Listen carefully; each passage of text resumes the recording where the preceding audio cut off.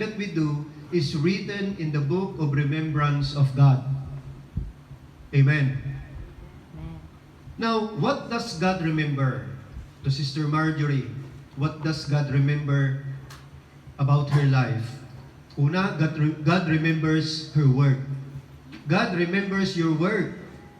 Every one of us, God remembers what we do.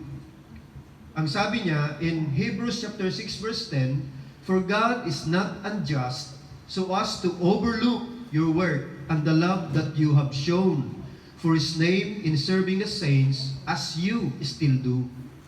According to the Word of God, God is not unjust to overlook. Ibig sabihin, hindi niya ang ating Panginoon na hindi makatuwiran, na hindi niya nakikita o lumalagpas sa kanyang paningin ang iyong mga ginagawa.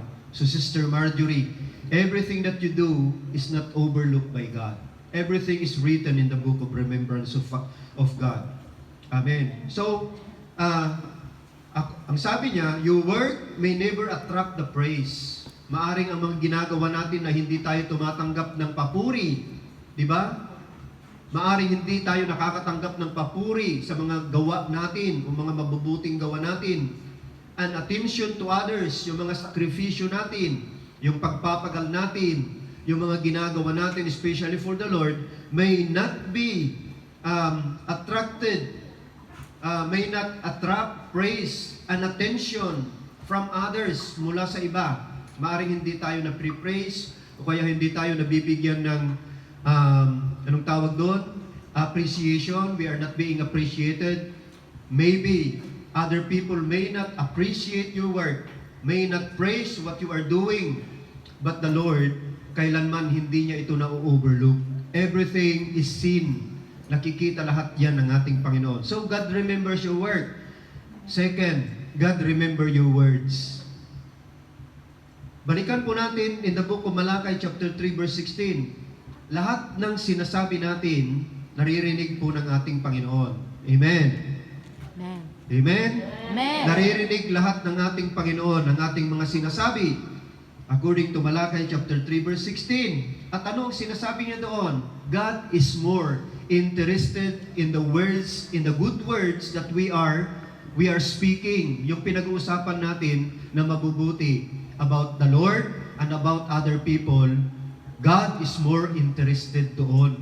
Ang sabi niya doon, God lean His ear to listen to what we are speaking, kung ano yung pinag-uusapan po nila. More interested ang ating Panginoon. Ibinibigay niya yung kanyang tenga upang pakinggan ang ating mga pinag-usapan when we are speaking about good words. We are speaking about yung mga magaganda at mabubuting bagay. So, if God knows your work, sabi God knows, God remembers your word. Ang sabi niya, God hears what we say to each other. Lahat ng uttering na lumalabas sa labi ni Sister Marjorie, yung mga sinasabi niya sa ating Panginoong Diyos, nothing is unheard.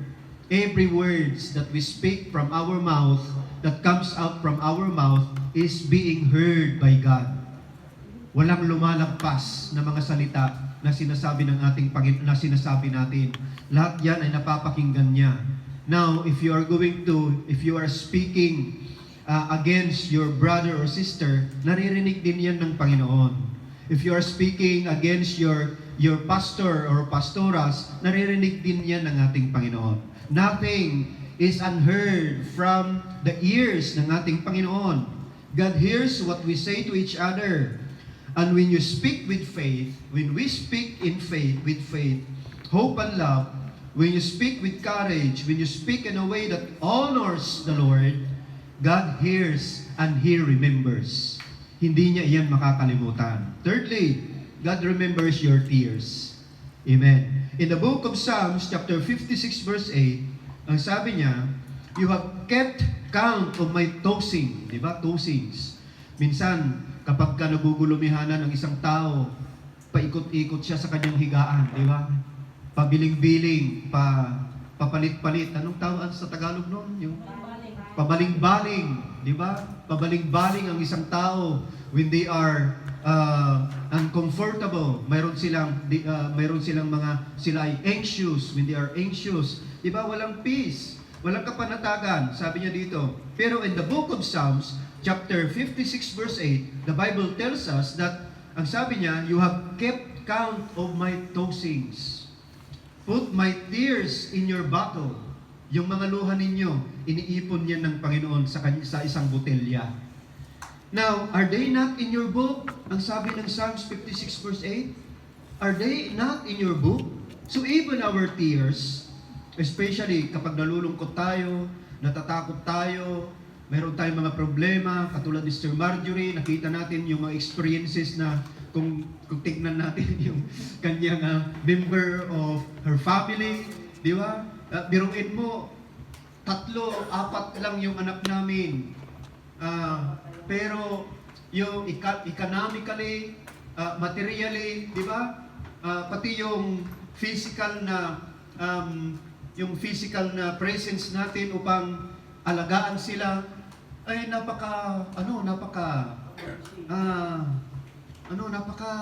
great, napakalaki, di ba? Na obligation and responsibilities.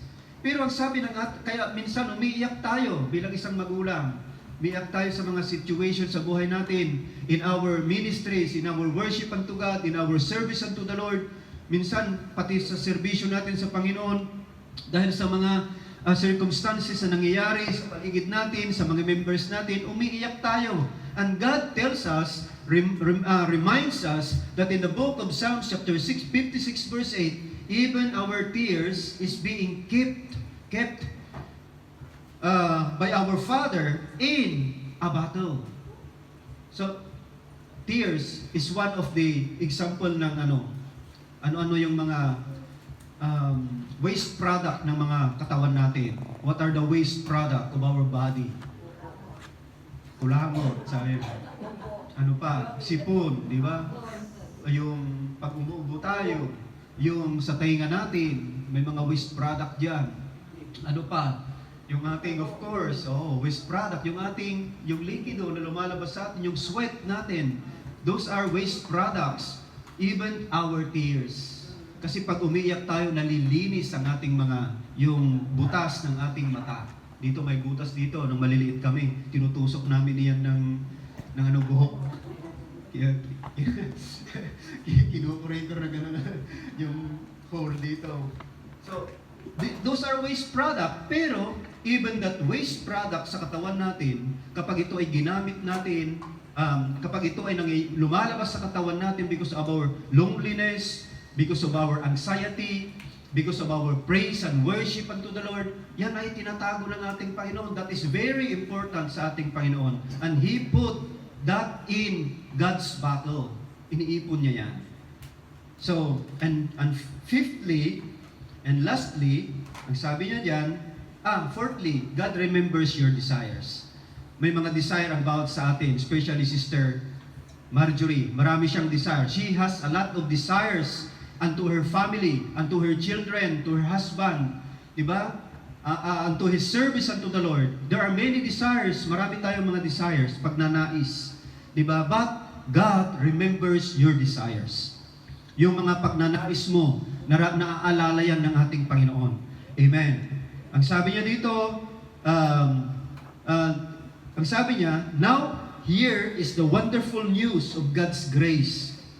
In Christ Jesus, God remembers your works, your words, your tears, and your desires. But God, ang sabi niya, in Christ, God will not remember your sins. Amen. Because of the Lord Jesus Christ, God will never remember your sins.